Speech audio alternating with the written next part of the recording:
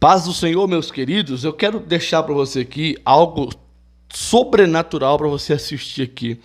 Veja o que aconteceu nesse vídeo, o testemunho do Luciano, logo após que ele aceitou Jesus. Veja o que aconteceu com a dupla Zezé de Camargo e Luciano, preste atenção. Porque ultimamente viralizou o vídeo aí onde Zezé de Camargo brinca com Deus, e eu quero trazer isso aqui para você ver, é muito sério. Então já deixa seu joinha e veja o vídeo todo para você entender, tá muito forte. Veja o vídeo aí. Do nada eu apareço, né, externando a minha fé. Deus é quem luta por mim, a vitória conquistou. Aleluia, aleluia. Ele fez o mar se abrir, pelas águas me guiou. Aleluia, aleluia.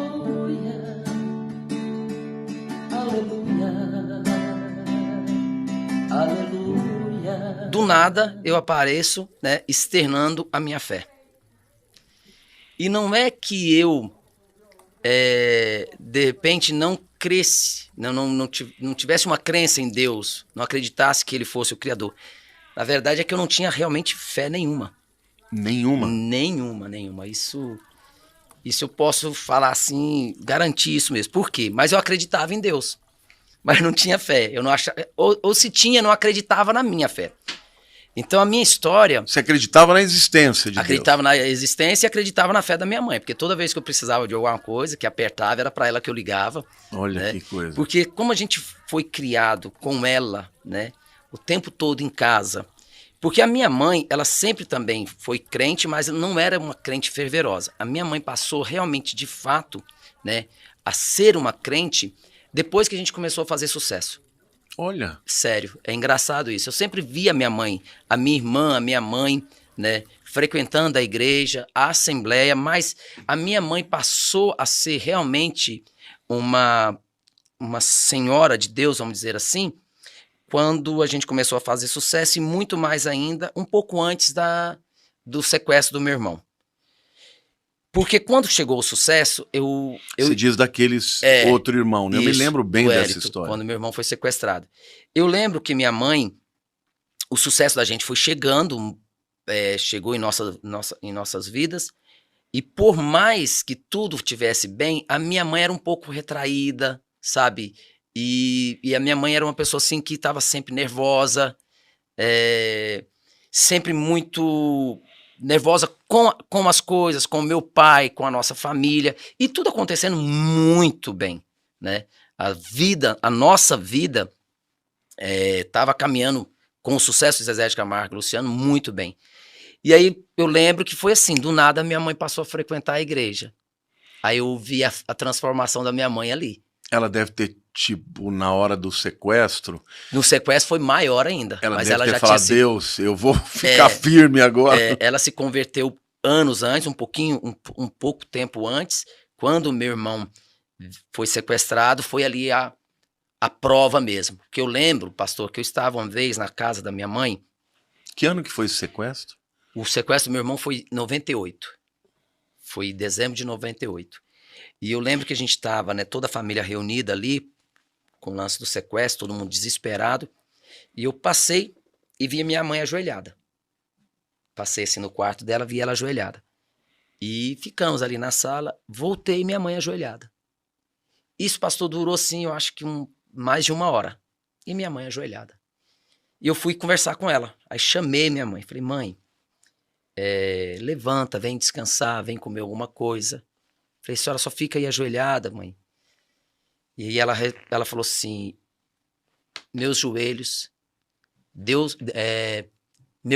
vão trazer seu irmão. Naquela coisa simples dela, ela falou essa frase, meus joelhos vão trazer seu irmão de volta. Amém. E ali eu entendi a fé da minha mãe. E eu que era um cara totalmente sem fé nenhuma. E foi a partir dali que toda vez que eu precisava de alguma coisa, eu ligava para minha mãe, mãe... E quando Deus trouxe de volta, né? Aí falou, o joelho funcionou. Funcionou. Né? E aí, eu lembro que toda vez que eu precisava de algum... Ainda hoje eu peço, né? Mas eu gosto de contar essa história, Porque é contando essa história que as pessoas podem, de repente, enxergar a transformação que foi de uns anos para cá em minha vida. Toda vez que eu precisava de alguma coisa, eu ligava para minha mãe. Falava, mãe, ora por mim. Eu vou fazer isso, ora por mim. Porque eu acreditava na fé da minha mãe, nas orações dela. Eu fazia oração à noite para dormir. Essa era a minha oração. Relâmpago, né? Aquela oração, né, vai subir no palco, orava. Então, eu tinha muito isso, de acreditar na fé dela. Essa experiência que você, de repente, você falou que você cria na fé da tua mãe, o que aconteceu? Como foi? Foi uma pregação, uma música que você ouviu? O que mexeu com você a ponto de você falar, não, eu vou me entregar para ele? Eu fico até encabulado às vezes com isso, porque eu não sei de fato quando aconteceu. Assim. Não, tem muita gente que o processo de conversão não é um dia, Não, indo, o meu demorou, né? E eu ia para a igreja, achava tudo lindo, né? Cantava, eu ia para a igreja e cantava. Eu não louvava. Tivemos uma célula em casa de mais de 2 anos e eu participava. Eu não me entregava.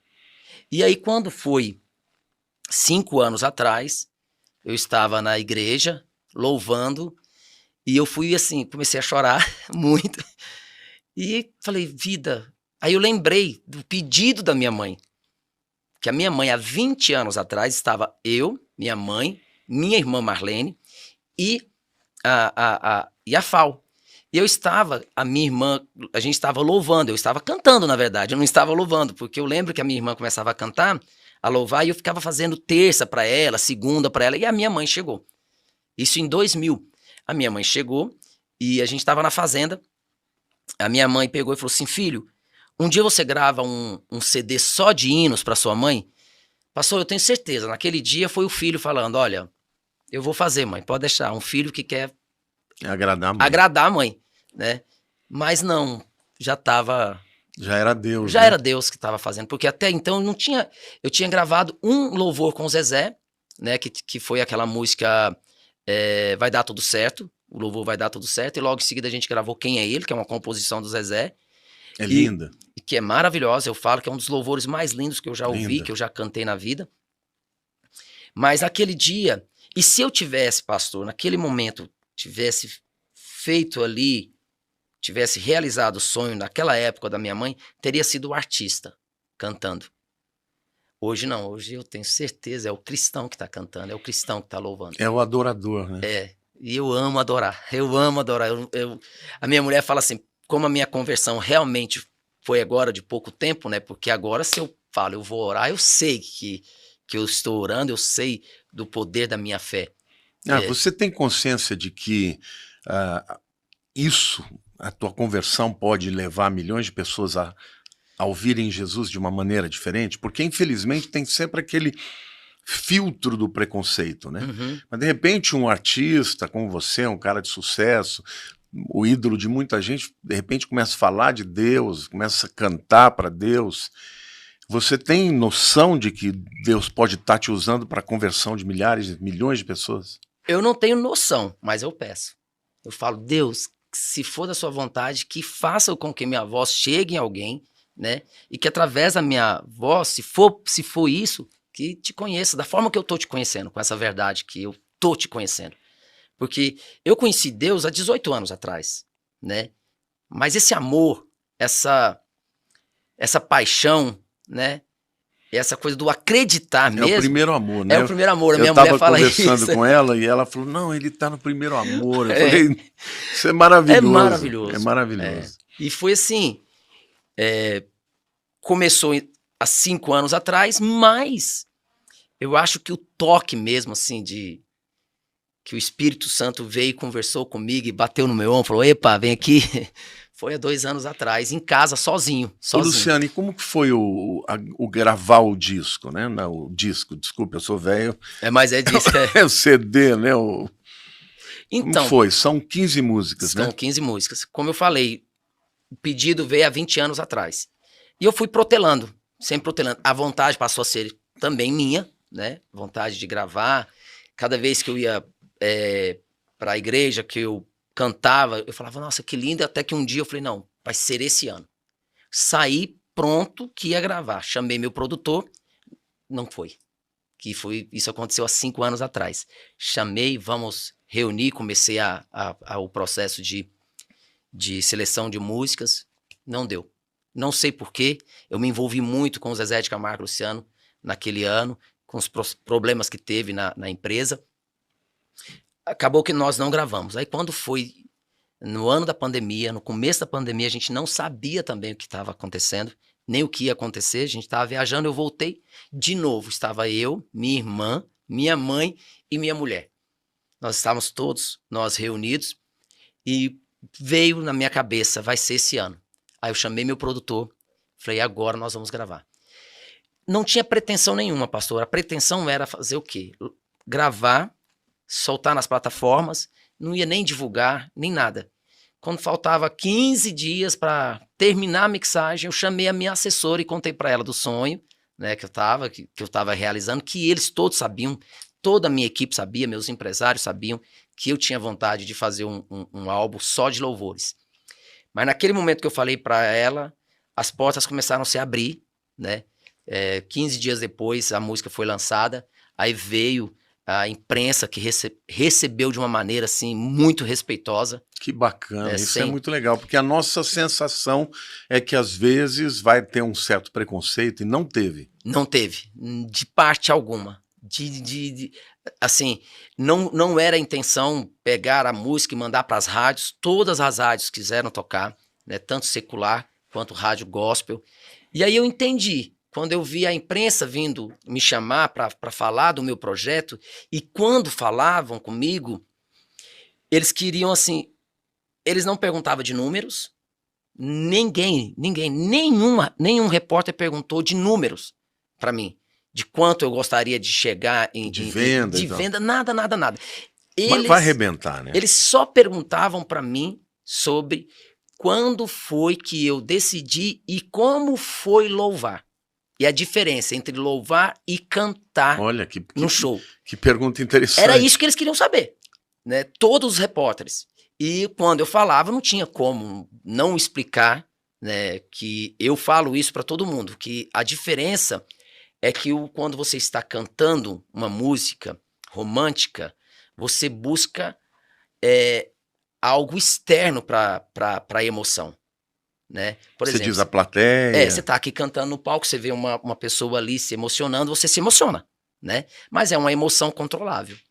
Você controla ela. Eu posso estar aqui cantando, vendo uma pessoa ali se emocionando, olho para uma situação engraçada, eu vou dar risada, né? Tô no estúdio, vendo a letra, eu tenho que concentrar na letra para buscar aquela emoção que o artista passa. Louvar, não. É uma porrada que a gente toma, que se você tentar segurar, é quando você mais cai. E vai indo, quando eu falo cair, é essa coisa da lágrima, da emoção. Eu sou conhecido como pastor chorão. Toda vez que eu falo de Jesus, eu choro muito. Me debulho também. Então, eles ficavam curiosos por isso, porque é um cantor, né? E teve cobertura romântica. Quando você cantou assim? Ou você está falando só de quando você foi apresentar na Globo? Não, no estúdio, né? Porque a minha experiência é só no estúdio mesmo, né? Eu nunca cantei para uma plateia, né? Ainda não fez um? Não. E vai fazer? Eu tenho certeza que eu vou. Eu tenho certeza que eu vou cantar na igreja, eu não tenho dúvida disso. Aqui já está convidadíssimo, já convidei antes no ar. Eu não tenho dúvida, pastor, que eu vou cantar na igreja. Luciano, deixa eu fazer uma pergunta para você. Muita gente que chega para Deus, chega por um problema. Eu já entrevistei pessoas aqui que quase perderam a perna, né? Uma modelo importante, que se converteu por conta do milagre que Deus fez. No teu caso, você está no auge, né? Você sempre esteve no auge, né? O Zezé de Camargo e Luciano nunca teve uma época que não esteve no auge, né? Sempre teve. E, assim, é uma coisa de Deus mesmo, né? Porque uma pessoa chegar a Deus quando tudo vai bem é muito raro. Me fala um pouquinho disso. Então, eu tenho isso comigo, assim, você levar a vida com Deus é muito, muito, muito prazerosa. É, antes de tudo, um prazer absurdo. Mas é uma obrigação, né? Lógico. E o que eu falo? Eu tenho 1 milhão de vezes mais obrigação em andar com Cristo do que muitos outros. Porque muitos precisaram cair no buraco para enxergar Deus. Que Eu que não lindo caí. isso.